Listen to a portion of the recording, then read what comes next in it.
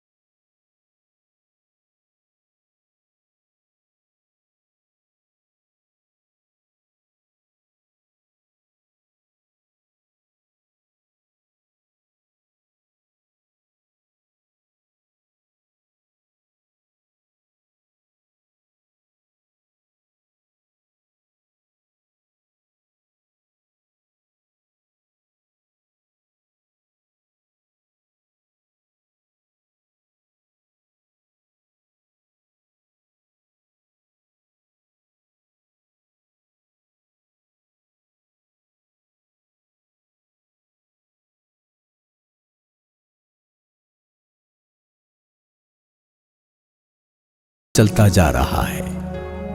हमारे शरीर, मन तथा इंद्रियों के हर कण, आंख, कान, नाक, जिह्वा तथा त्वचा के अणु परमाणु सभी हर अवस्था में ध्यान में, ज्ञान में, उसी चेतना के सुर में विभोर हो, ग्रह नक्षत्र की तरह महाकाश में फैलकर अपनी साधना में बढ़ते चले जा रहे हैं।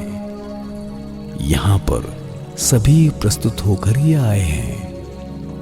हमारे अंदर जो कुछ भी चल रहा है, जो कुछ कर रहा है, वो सब उसी महाकाश के स्वर ध्वनि की ही ध्वनि है।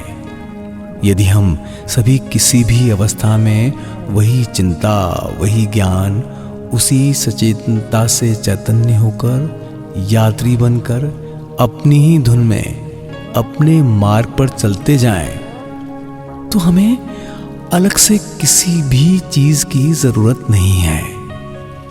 हम सभी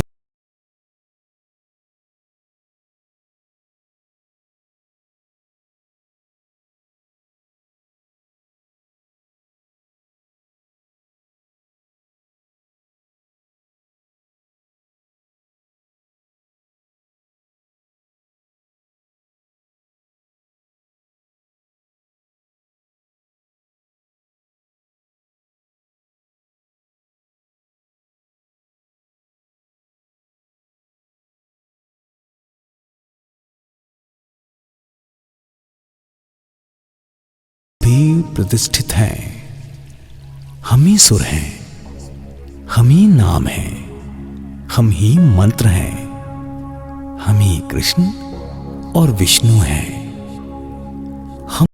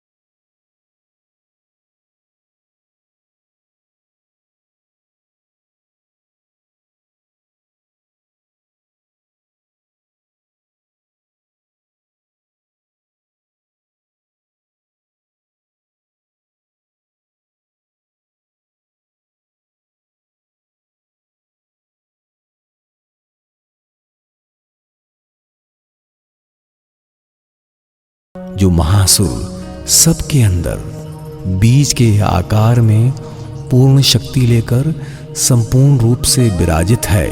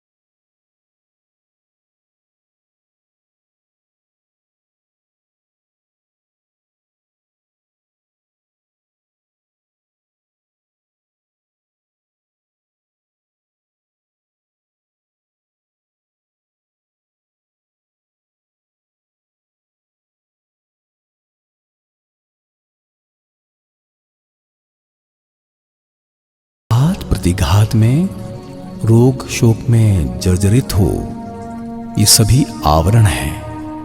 ये आवरण ना रहने पर वो अंतर्निहित सुर कैसे ठीक रहेगा? जिस तरह पेड़ की सुरक्षा के लिए कांटे की आवश्यकता होती है, यहां जो अवस्था है उसी में से तुम्हें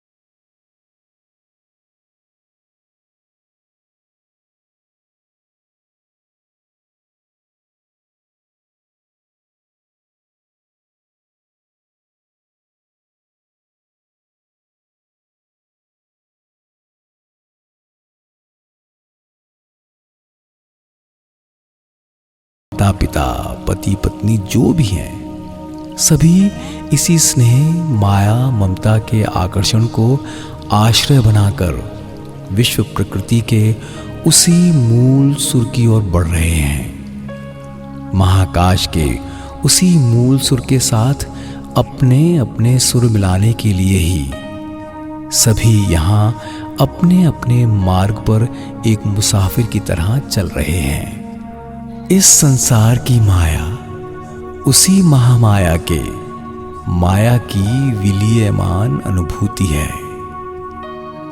यहाँ की वह इंद्रियों की अनुभूति काम, क्रोध, लोभ, मोह, माया को ही आश्रय बनाकर अपने अंदर के उस परमानंद के सुर का अभ्यास करना होगा। इन्हें अलग रखकर नहीं, इसीलिए इनके माध्यम से सबके बीच समता रखकर जो जितना अधिक सुर खींच पाएगा, उसके अंदर महासुर उतना ही अधिक प्रतिध्वनित होगा। सब मिलकर बोलेंगे राम नारायण राम, राम नारायण राम, राम नारायण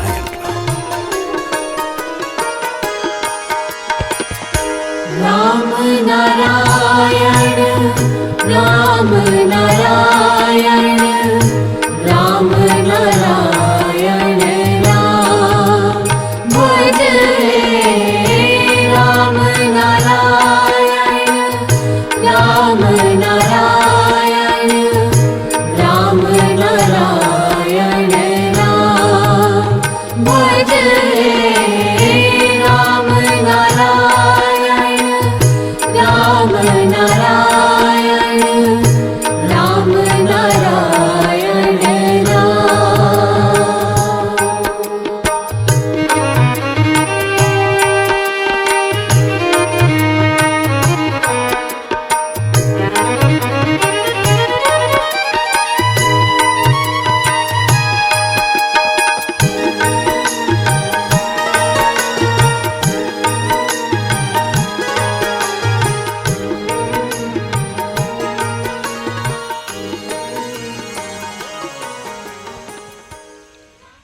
जीव जाने अनजाने में प्रकृति के सहज नियमों के माध्यम से उसी परम सुर की साधना किए जा रहा है। इस संसार की जितनी गंदगी है वो सभी चैतन्य के विकास के लिए, अंतर्निहित शक्ति के विकास के लिए स्वाद का काम कर रही है। जीवों के अंदर जो सहजात बीज शक्ति है, उसके विकास और प्रकाश के लिए ही ये व्यवस्था है।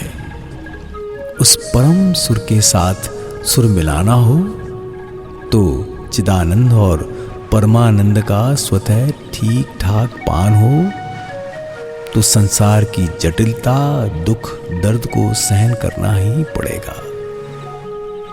यहां जो कुछ भी बना है वो बिना किसी प्रयोजन के नहीं बना, बल्कि उस परम सुर की धारावाहिक धारा के लिए ही सभी की सृष्टि हुई है।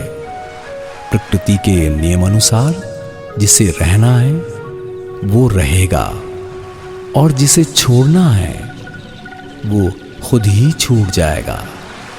अतः तुम्हारे मन में जो धुंधलापन है, विक्षुब्ध अवस्था है, वो तुम्हारी प्रस्तुति के लिए ही है। ये दर्द प्रसव का दर्द है। प्रकृति का यही नियम है। प्रकृति के नियम से ही हमारे अंदर आनंद का सुर, दुख दर्द का सुर, रोग शोक का सुर बज रहा है। जब जैसी परिस्थिति आती है तब वैसा ही सुर बजता है। हमारे अंदर का सुर इसी तरह जागृत होता है। हम सभी उसी महासुर के साथ हैं। हम हर काम काज में एक ही सुर बजा रहे हैं। महासमुद्र में डूबे रहकर भी हम स्वयं को ही ढूंढते फिर रहे हैं। हम सभी पल में बर्फ, पल में जल हैं। महाकाश के महासुर के साथ हम सभी घुले मिले हैं। इस बात को अपने ध्यान में, ज्ञान में हमेशा स्मरण रखने के लिए ही मंत्र तथा ध्वनि की व्यवस्था है। महाकाश में अनगिनत ग्रह लगातार अपने अपने कक्षों में विचरण कर रहे हैं। उनका भी एक सुर है। महाकाश में दिन रात एक सुर बहता जा रहा है। आकाश से ये जो सुर सुनाई देता है, सर्वप्रथम मेघ ही उसे ढोकर लाता है। बिजली की चमक, मेघ का गर्जन तथा वर्षण, यही आदि सुर की धारा है। ओंकार का जो सुर हम सबके अंदर है, वही गर्जन और वर्षण का भी सुर है। इसी सुर में हमें डूब जाना होगा। सभी को अपने अपने शरीर यंत्र पर उसी सुर की साधना करनी होगी। शरीर की शिरा उपशिराएं ही हमारे शरीर रूपी वीणा के तार हैं। गुम गुम की आवाज में उसी तार को छेड़ना होगा। मूलाधार से सहस्त्रार्थ तक इसी सुर का रियाज करना होगा। साथ ही उस मूल मंत्र का भी स्मरण करना होगा, जिसे गुरु कर्ण योनि में दान करते हैं। मंत्र का ही नाम ध्वनि है, जो रात दिन सुर में चलता रहेगा। मूल बीज, बीज मंत्र सुर की साधना के लिए ही है। वो मंत्र ध्वनि जब रक्त के साथ मिश्रित हो जाएगी, तब उसी मंत्र शक्ति का बीज जाग उठेगा, जो सभी के अंदर जन्मजात रूप से है। समस्त विश्व का सुर बज उठेगा। लघुत्व, सूक्ष्मत्व जैसी सारी अनंत शक्तियां जाग उठेंगी। जिस आदि सुर से सभी वस्तुओं की सृष्टि हुई है, वही प्रकृति का वास्तविक सुर है। वही वेद का सुर है। वही सुर आदिकाल से ही गगन में, पवन में था। आज उसी आदि सुर की व्याख्या विकृत हो गई है। अधिकांश लोग आज वेद के आदि सुर से दूर हट चुके हैं। उस सुर को पुनः अपने सुर में वापस लाना हो तो प्रकृति के ग्रंथ की ही छानबीन करनी होगी। उसी ग्रंथ का पाठ करना होगा। जिस तरह प्यास लगने पर मनुष्य से लेकर पशु पक्षी सभी भागकर पानी पीकर अपनी प्यास बुझाते हैं, उन्हें प्यास बुझाने की ये प्रक्रिया किसने सिखाई? स्त्री, पुत्र पुत्री, माता पिता के प्रति ये प्यार, स्नेह, माया, ममता, हमारे अंदर के काम, क्रोध, लोभ आदि प्रवृत्तियां जीवों को किसने सिखाई? इन प्रवृत्तियों की जो निवृत्तियां इस जीव जगत में युगों युगों से निर्मित हो रही हैं, ये किसने सिखाई? ये सब तो जन्मजात है। हम जब चाहें जो भी कर रहे हों, ऐसा लगता है मानो कोई हमें सावधान कर रहा है, सतर्क कर रहा है। हमें बता रहा है कि कर्तव्य क्या है और कौन नहीं है। ये प्रकृति प्रदत्त सुर, जिसे विवेक के नाम से जाना जाता है, वो अपनी ही धुन में बहता चला जाता है। प्रकृति का ये वास्तविक सुर सबके अंदर है, जो सभी में जन्मजात है, स्वाभाविक है। इसी सुर की साधना करनी होगी। यही वेद का सुर है। इसे किसी ने नहीं रचा। ये किसी भी ग्रंथ में सीमित नहीं। ये वेद प्रकृति के उसी आदि सुर से आया है।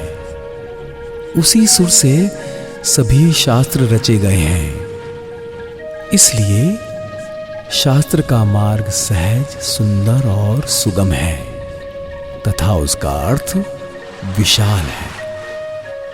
वेद के उसी सुर को, प्रकृति के उसी स्वाभाविक सुर को अपने सुर में लाना होगा। इसके लिए चाहिए सुर की चर्चा, ध्वनि की चर्चा और चाहिए नाम तथा जप।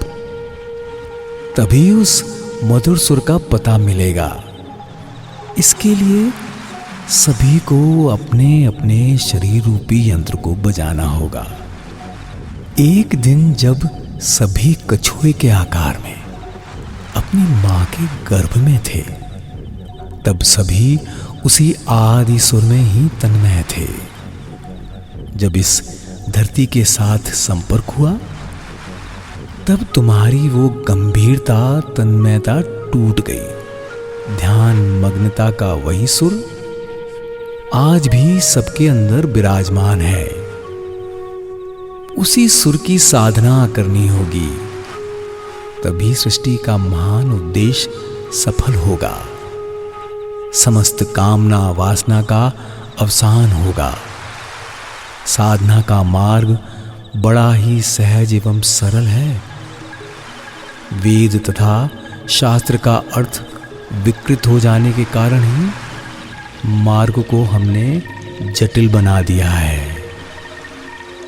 जो अनंत गति, परिपूर्णता का सुर लिए दिन रात अपनी ही ताल में, लय में महाशून्य को पूर्ण करने के लिए बह रही है, उसी के अंदर अनंत सुर की धारा है।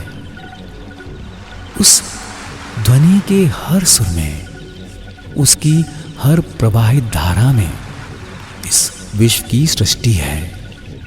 जिस गति अथवा सुर से जगत की सृष्टि हुई है, उसी सुर से पृथ्वी तथा जीव जगत भी आया है। सभी उसी गति या सुर से आए हैं। इसी सुरधारा में विश्व के अनगिनत रूपों की सृष्टि हो रही है।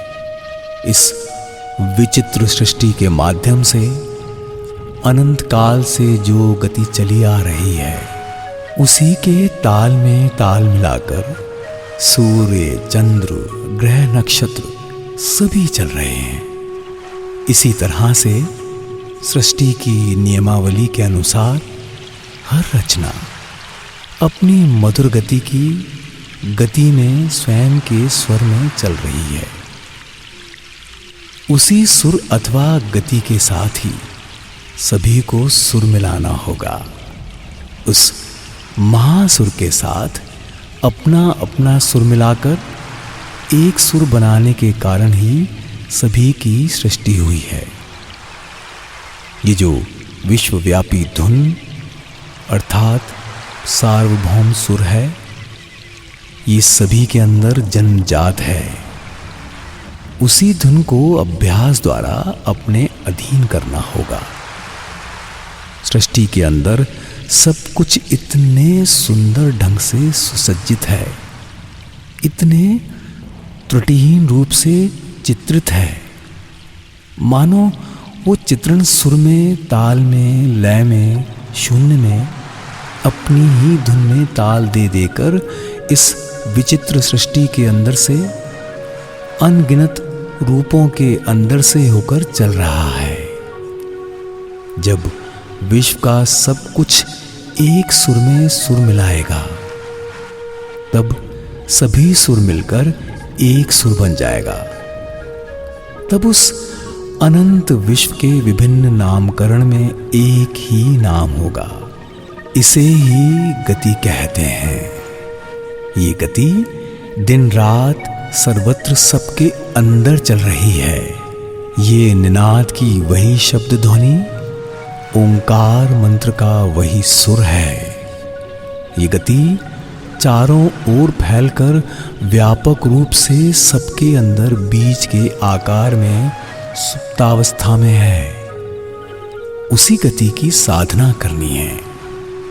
सभी को अपनी अपनी वाह इंद्रियों द्वारा उस यूनिवर्सल मोशन अर्थात सार्वभौम गति को पकड़ना होगा।